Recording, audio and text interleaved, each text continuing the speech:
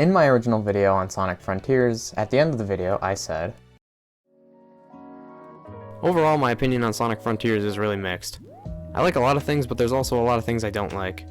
I think I might need to replay this game a few more times before I can truly say I like or dislike this game. So now that I've replayed the game for a second time and have put another 20 plus hours into this game, I decided to make this video where I'm going to talk about my new updated opinion on Sonic Frontiers. Sonic Frontiers is an open world Sonic game. While I personally wanted an open world Sonic game to have more loops and hills in it, as well as the controls and physics being more like the adventure games, I will say Sonic Team did a pretty good job at this being their first open world game. My favorite part of this game is the open world, open zones. Going through the open zones is fun, collecting memory tokens by doing little platforming challenges, collecting portal gears by defeating mini-bosses, and collecting vault keys to unlock Chaos Emeralds is really fun. I originally said the gameplay loop of Sonic Frontiers could get boring if you played the game for a long period of time, but on my second playthrough I was having fun in the open zone all the way up until the credits. The only part of the open zone gameplay I'm still not a huge fan of is the puzzles you have to do to fill out your map. I wish more of them required Sonic to get to a certain area on the island under a strict time limit. Another thing that helps the open zone gameplay be so fun is the controls. Sonic's controls feel like a mix of Lost World and Forces. I never thought I'd say that's a good thing, but it works surprisingly well in Frontiers, letting Sonic walk slower to pick up collectibles, as well as letting him boost across large sections of the island. The combat in Frontiers is also pretty fun. It doesn't have Devil May Cry or Bayonetta levels of depth, but it's still fun, especially the Supersonic boss fights. These were awesome. Again, not a bunch of depth to these fights, but the spectacle of these fights make up for it. Seeing Supersonic doing all these over-the-top attacks to these giants reminded me of when I was younger and saw Supersonic and Super Shadow fighting the Final Hazard. They even brought back boss themes with vocals. Even once you start unlocking more moves and combos in the skill tree, the combat still doesn't have that much depth. While I was having a lot of fun running through the open zones, they're not perfect. For example, Sonic sometimes sticks to the geometry. It doesn't happen enough to ruin the game or anything, but it does happen enough where I thought I would at least mention it. Another thing I noticed is how rushed the end of the game is. Chaos Island has a lot of 2D sections. I lost count of how many times I hit a spring or dash pad and got launched into a 2D section. Then Island 4 and 5 are just sections of Island 1 that were removed and then turned into their own islands. Island 4 and 1 are still connected, but there's an invisible wall preventing you from being able to go there. I also had a few issues with the combat. Some of the animations look a bit unfinished. At least they look better than they did in the IGN footage. If Sonic Frontiers was only the open zone, I would rank the game higher. But it's not just the open zone. The portal gears I mentioned earlier unlock cyberspace levels. Cyberspace levels are boost levels like the ones in the most recent Sonic games. Having boost levels as this game's special stages isn't a bad idea, so it sucks that it's the worst part of Frontiers. You see how fast Sonic is going in this footage? This is his max speed while boosting. Compare that to the other boost games. The Sonic being slower really doesn't bother me that much, but the controls are so much worse than they are in the previous boost games. It's hard to explain, but everyone that I've seen play this game has complained about the cyberspace controls. And what makes these levels even worse is that these levels are ripped straight from the older games like Adventure 2, Generations, and Unleashed. So every time I play these levels, I just think to myself, man, I wish I was playing those games that control better. Thankfully, you can just skip the cyberspace levels by fishing with Big.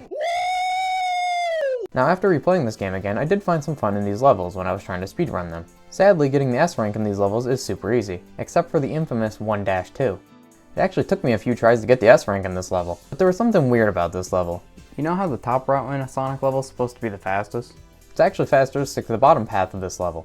Sonic's jump slows him down so much during these levels that it's actually best to try and only jump when necessary. The homing attack is also much slower in this game compared to other games, specifically the time it takes to go from one enemy to the next. So to S rank 1-2, I had to ignore the top path and ignore as many enemies as possible. Also, the reason why these levels are ripped from older games is because apparently these are Sonic's memories. But then why do we play through Skyrail and Radical Highway, which were shadow levels in Sonic Adventure 2? Oops! The story is something I barely talked about in the original video.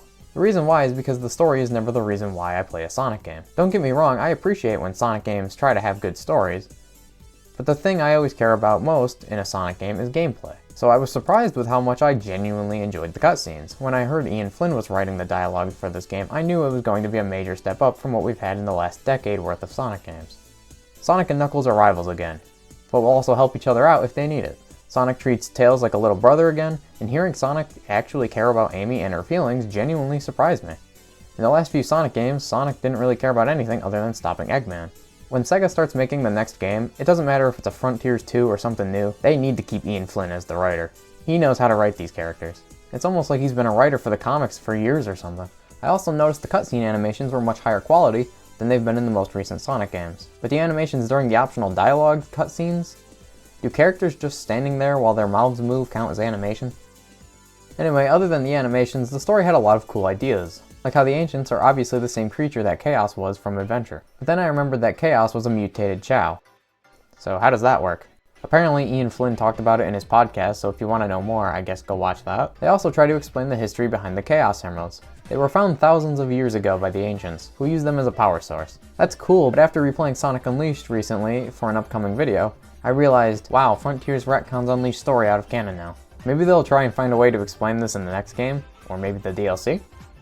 So let's talk about performance and resolutions. I'm going to stick to the console versions only, mainly because on PC you can play this game at the highest settings if you have a powerful enough PC. On PS4 and Xbox One the game runs at 1080p 30 FPS. The Switch also runs at 30 FPS but has a 720p resolution. On the PS5 and Xbox Series consoles they give you two graphic options. Graphics mode, which runs in a 4K resolution but is 30 FPS, and Performance mode, which runs in a 1080p resolution but is 60 FPS. I prefer a better frame rate over resolution, so I went with Performance. I would like to have both a higher resolution and 60 FPS, but I guess that's what PC is for. In Performance mode, the game still looks pretty good, and there weren't really any noticeable dips in the frame rate. The only real technical issue I had with Sonic Frontiers was the pop-in. Like I said in the original video, pop-in is something I hate because if it's super noticeable, it completely takes me out of the experience. I did eventually get used to it, but it was kind of annoying how some grind rails and ramps would just appear a few feet in front of me while I was running across the island. I think that's all I have to say about Sonic Frontiers. Overall, Sonic Frontiers has really grown on me. It's not my favorite game in the series or anything, but I can now enjoy playing it like I can with a bunch of other games in this series. But now that the two updated opinion videos are done, I can start working on other projects that I had planned for this year.